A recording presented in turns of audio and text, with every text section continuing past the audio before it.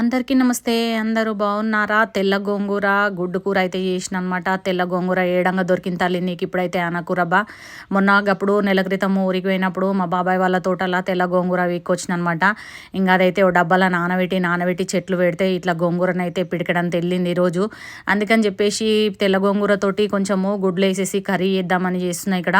ఇంకా జరంత నూనె పోసేసి కొంచెం పుంటి కూర అట్లనే 2 రెబ్బల చింతపండు కూడా వేసేసుకొని ఇట్లా మగ్గించుకొని పక్కన పెట్టేసేయాలి. తెల్ల గోంగూర కాబట్టి కొంచెం చేదు ఉంటుందని జరంతా చింతపండు అయితే వేసేసిన. అది చల్లగైనాక మిక్సీ పట్టి పక్కన పెట్టేసేయాలి.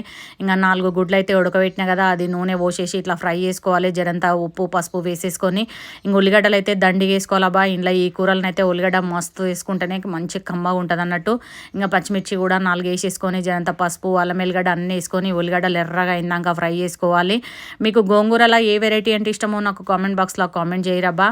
ఈ అల్లం ఎల్లిగడ్డ అయితే అప్పటిదప్పుడు దంచేసుకొని మస్తు కమ్మగా ఉంటుంది. ఇంకా గుడ్లు కూడా ఇంట్లోనే వేసుకొని ఒక 5 నిమిషాలు మంచిగా ఫ్రై చేసుకొని మనం పేస్ట్ చేసి పెట్టుకున్నాం కదా పుంటి కూర, అది కూడా వేసేసుకోవాలి.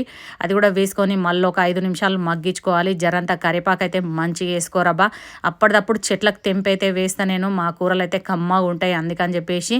ఇంక ఇక్కడ ఒక 3 టమాటాలు చిన్న చిన్న ముక్కలు కూడా కట్ చేసి అది కూడా వేసేసుకున్నా.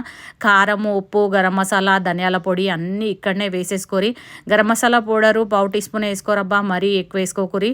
జరంత ఉప్పు అయితే కొంచెం ఎక్కువనే పడుతుంది. పుంటికూర పుల్లగా ఉంటుంది కాబట్టి ఇంక ఇదంతా కూడా ఇంకొక 5 నిమిషాలు మళ్ళీ సిమ్లో పెట్టి మగ్గించుకొని జరాన్ని వాటర్ వేసేసుకొని మూత పెట్టేసి మళ్ళీ ఒక 10 నిమిషాలు సిమ్లో పెట్టేయాలబ్బా. గుడ్డు గోంగూర కర్రీ అయితే రెడీ అయిపోతుంది. ఈ వీడియో నచ్చితే ఒక లైక్ కొట్టరబ్బా. సబ్స్క్రైబ్ చేయని వాళ్ళైతే సబ్స్క్రైబ్ చేసుకోరి. మరిన్ని వీడియోస్ తోటి మీ ముందుకు వచ్చేస్తూనే ఉంటా. చూస్తున్నారు కదా 10 నిమిషాల తర్వాత గోంగూర గుడ్డు కర్రీ అయితే రెడీ అయిపోయింది.